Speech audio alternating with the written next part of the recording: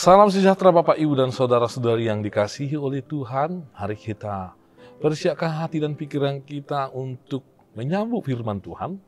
Namun sebelum kita bernyanyi memuji Tuhan.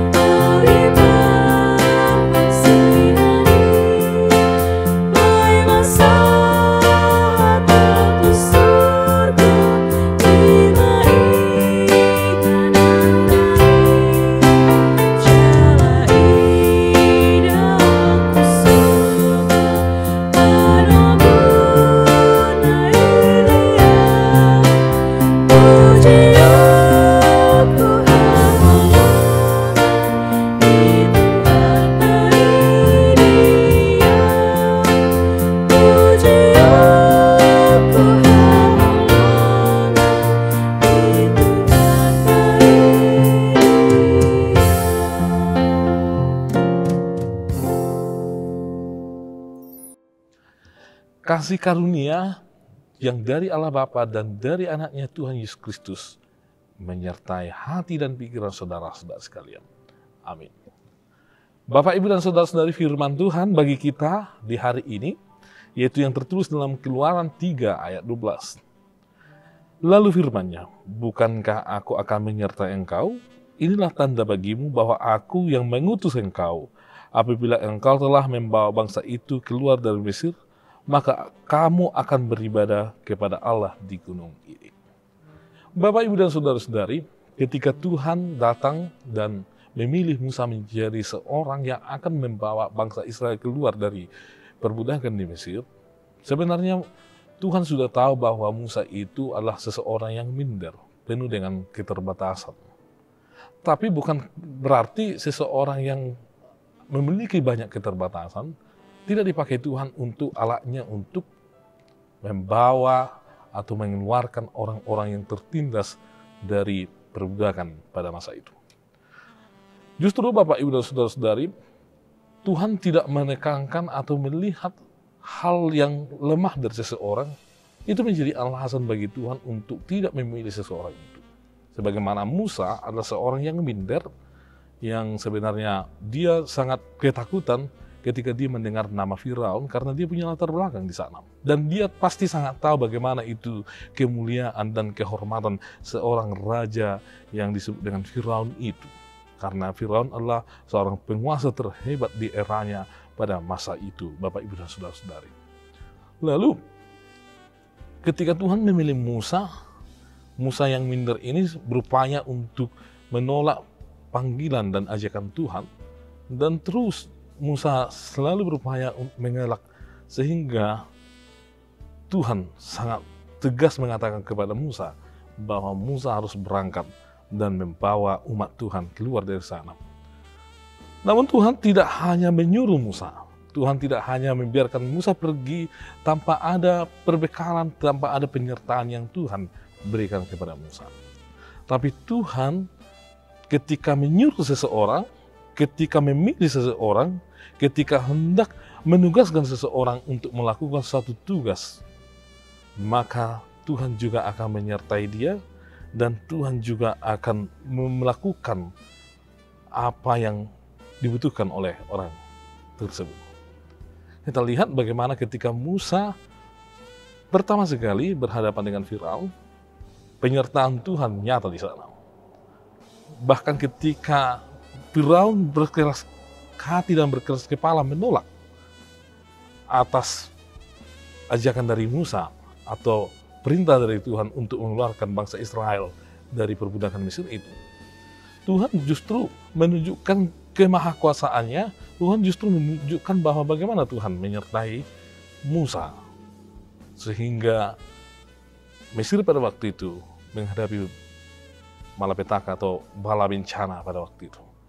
Bencana tersebut adalah gambaran dari kehadiran Tuhan yang menyertai Musa yang dipilihnya itu dalam rencana untuk mengeluarkan umat Israel dari perbudakan. Dan akhirnya Bapak, Ibu, dan Saudara-saudari, seluruh rangkaian perjalanan dari Musa itu tidak terlepas dari rancangan dari campur tangan Tuhan. Dan semuanya itu sangat luar biasa dikerjakan oleh Tuhan melalui tangan seorang Musa. Hal-hal yang spektakuler terjadi di sana. Itu mustahil bisa dilakukan oleh seorang yang minder, Bapak, Ibu, dan Saudara-saudari, yang tidak berani. Tapi karena Tuhan menyertai, maka seorang Musa menjadi seorang yang berani. Dan kita lihat akhirnya Musa bisa membawa umat Israel keluar dari perbudakan Mesir. Dan nantinya umat Israel itu akan memuji dan memuliakan Tuhan di tempat yang Tuhan tentukan, di mana mereka akan beribadah kepada Tuhan. Oleh sebab itu, kita harus percaya bahwa ketika Tuhan memilih kita menjadi umat-Nya, Tuhan juga menyertai kita. Ketika Tuhan memilih kita menjadi petugas-petugas atau para pelayan-pelayan, Tuhan juga menyertai kita dan membekali kita. Tuhan tidak melepaskan kita, Tuhan tidak hanya menyuruh kita, tapi tidak membenahi hidup kita. Tapi di situ justru Tuhan banyak sekali membekali kita, menyertai kita, bahkan memberikan apa yang kita perlukan dalam masa-masa pelayanan atau ketika kita disuruh oleh Tuhan. Mari Bapak, Ibu, dan Saudara-saudari tunaikan tugas dan pelayanan kita selaku orang percaya. Kita diperintahkan Tuhan untuk hidup kudus di hadapan Tuhan, untuk saling mengasihi Tuhan Allah, mengasihi sesama, untuk hidup sebagaimana orang yang diselamatkan oleh Kristus. Dan mari kita selaku para pelayan Tuhan, mari kita melayani dengan ketulusan. Melayani adalah untuk Tuhan, untuk kemuliaan Tuhan.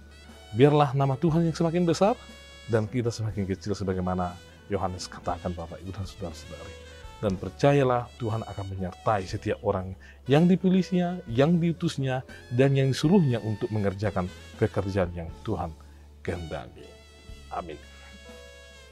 Terima kasih ya Tuhan atas firman-Mu yang telah menyatakan kepada kami bahwa Tuhan senantiasa menyertai orang yang Tuhan pilih dan Tuhan tentukan untuk melakukan tugas dan misi yang Tuhan kehendaki.